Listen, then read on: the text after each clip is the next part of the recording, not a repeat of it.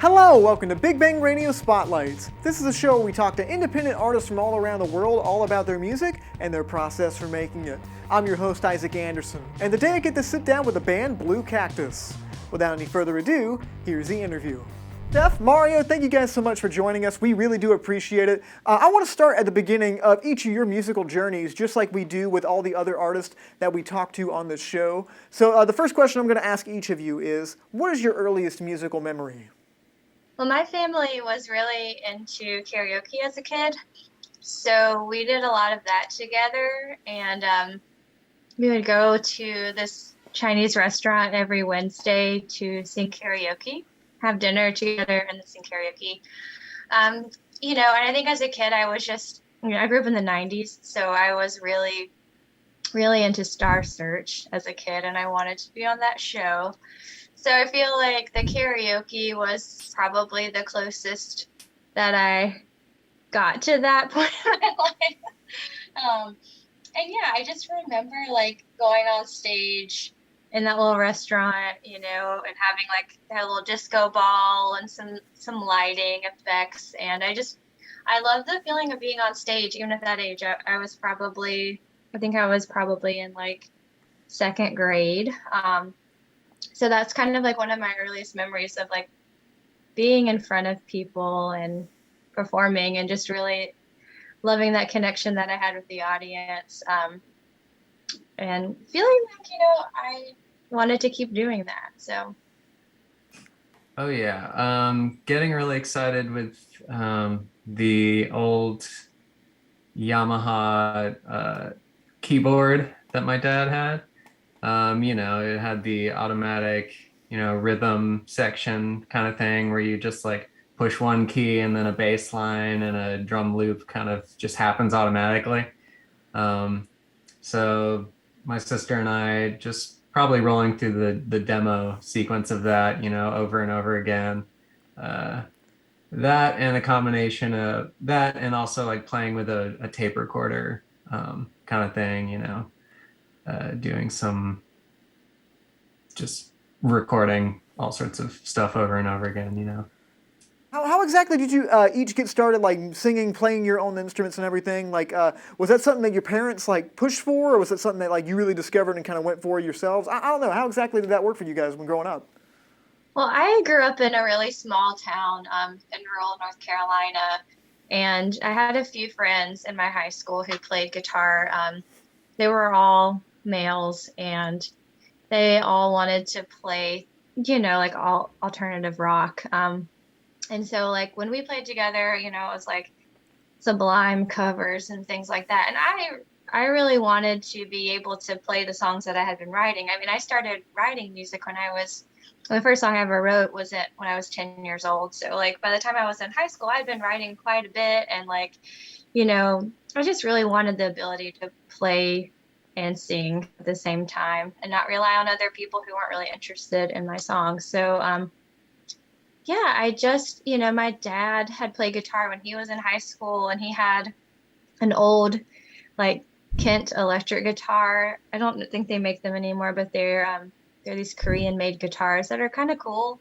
And it was really easy to play, it had a really low action. And I just, got a chord book and a Beatles song book, and I learned a lot of the basics. I learned a lot of incorrect ways of doing things too, but I was able to get around and make music, and I started going to open mic nights, that way. So yeah, that was kind of my introduction into just kind of being more of an independent musician and playing guitar. I asked for a guitar at some point and I didn't immediately get one. I think my parents figured I wouldn't stick with it or something, but yeah, I don't know. It was probably like a year later or something that I actually got a um, awful acoustic guitar that was really hard to play. Um, that got me started, and then the bribe for, I can get an electric guitar if I, do these lessons. And so I ended up getting a pretty great teacher after that, who I met with weekly, and that ended up being a pretty great experience. And then I also was actually, no, before that in middle school, I was pushed into a middle school band. And so that was the push from my parents that when I wasn't really wanting to do that part, but ended up working out. It brought a lot of important, concepts and stuff I definitely wouldn't have gotten, like, reading and stuff as quickly.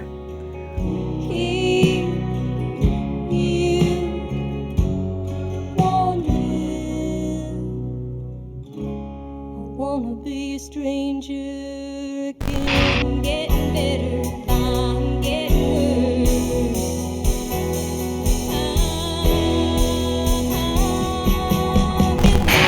Till you put me in the ring, now I just wanna come clean.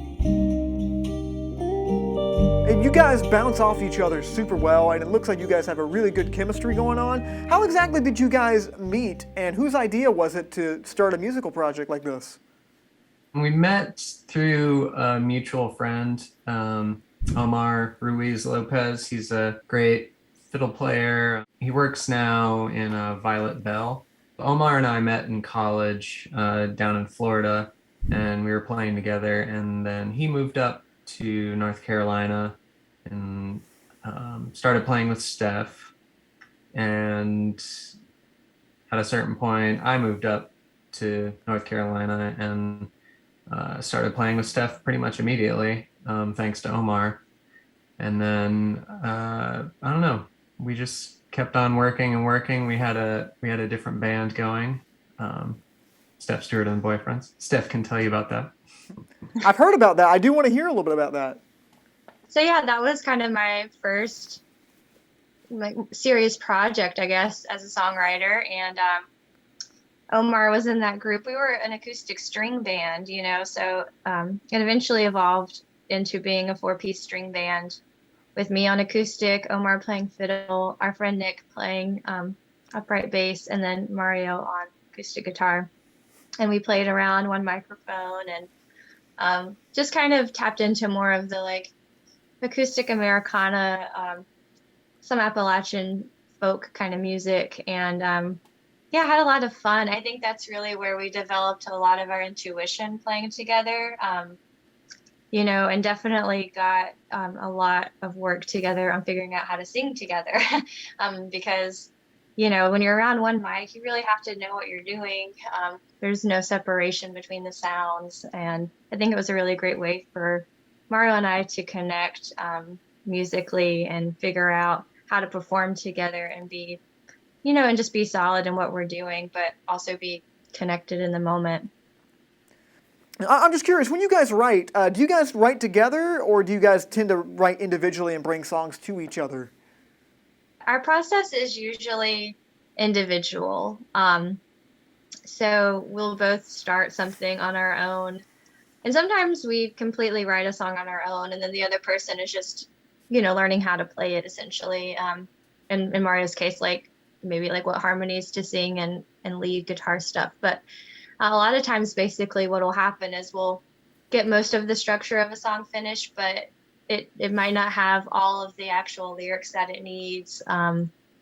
Or, maybe it doesn't have a bridge yet, but it really needs one. And so that's when we start to collaborate and see what the other person can bring to help finish the song. And that's one of my favorite parts about working with Mario. It's really fun to I feel like we get the best versions of these songs because of what we each bring into the process.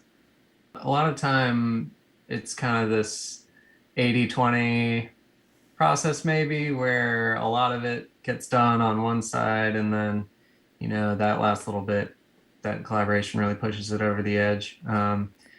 There was, one of the first songs we completely wrote for Blue Cactus was So Right You Got Left, and that one was pretty even, where we were just kind of started writing it at the same time in the same room, like we had the title, and then we're kind of joking around and just finished it all in one day together.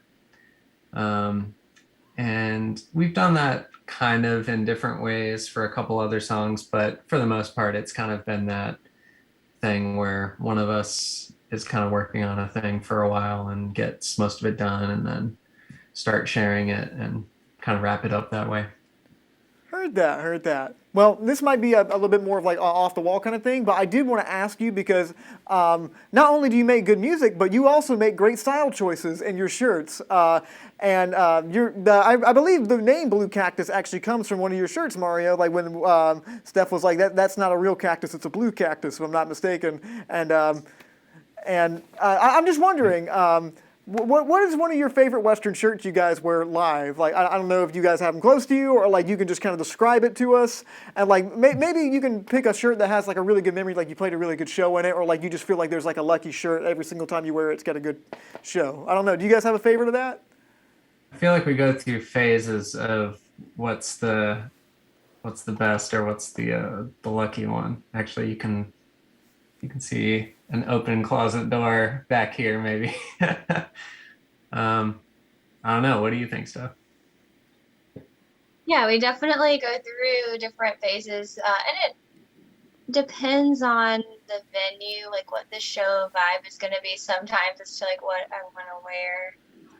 But I would say like one of my favorite, more like dressy, flashy shirts would definitely have to be a set of shirts that were made by a designer in Nashville that we really like. Her company is called Ellie Monsters, and she does like some just very original work. Like it'll be kind of the structure of a classic. Oh, there we are. The structure of a classic Hey, look at Western. that. Cool. Thank you so much for sharing that. That's super cool. I love those kinds of shirts. I don't know if I could ever pull a shirt like that off, but you guys look so cool in them. Every single time I see a photo of you, I'm like, I wish I had shirts like that. And it's so cool. I love the vibe you guys put out on the stage. It's so great. You just got to get some, and then you'll be pulling it off. I'll try, man. That's- I'll try. I'm gonna have to hit up the designer you guys were talking about. Well, talking about your second album real fast, it's Stranger Again. This one really branches out and really kind of adds a lot of really cool elements. Like you guys, I noticed you had a little kind of some cool little shimmery different effects on the guitar, like almost kind of like psychedelic-y kind of things, mixed with even some indie stuff that I really loved. It had a really cool blend of a lot of different things going on there. But in your mind, like what was the process of kind of like going in that direction with your music? Like, was that a conversation you guys had, or was that just like a natural thing that just happened? Like, this just the kind of music we're making now? I think it was really more like this is just kind of the music we're making now, and that's okay because I mean, at the end of the day, like the most important thing for us is just to be genuine with what we really want to be doing creatively, and you know, I definitely love classic country and listen to it a lot still, but those just weren't the songs we were writing, and we didn't want to force it. So that's I think that's the big difference in just the sound of what was going on there. Do you want to add to that, Mario? Yeah, we were very intentional on the first album of trying to do, different classic country, things and kind of play within genre limitations in a way. Because we hadn't really gone for making, that kind of country album before. So we were just really excited about getting into it and doing that. And, we were doing that and recording that in 2016 or so. So then by the time we were working on this, on Stranger Again, it was a couple years later. And yeah, we have been playing those songs for a while, and we, we're just coming up with different material and being excited to not be sitting, I don't know, not setting any limitations on what we come up with, I guess, is how we ended up just kind of writing all sorts of different things. Album's out now, and people can listen to that stuff on the streaming platforms and pretty much anywhere that you can find music. But if people want to keep up with what Blue Cactus is doing, maybe want to check out your songs, your new and old stuff, how can people find you guys online? Find us at bluecactusmusic.com or on Instagram at blu.cactus. Also Facebook, also YouTube, you know, the places. Well, guys, thank you so much for joining us in this interview. It's been a pleasure getting to talk to you guys just all about your music. You make really awesome art. But before you go, I got one more question for you. I don't know if you've ever seen a Big Bang Radio Spotlight before, but I'm a musician, but I also love film. And I believe those two worlds are not too far away from each other. And I wanted to ask each of you before you go, what is your favorite movie? Of course, I mean, who doesn't love Oh Brother Where Art Thou? I love 9 to 5, you know, and it's just such a good feel good movie. Just kind of picks me up and gets me feeling good. And there's nothing like super artsy about it or anything, but it's just a really good watch. And I'm excited because Mario is playing guitar in the theater production that's coming to Raleigh next month. And so I can't wait to see the musical version of it. Thanks to Blue Cactus for sitting down with us and talking all about their music. If you guys want to see more interviews just like this, you can find us online at Studio 67 NCC.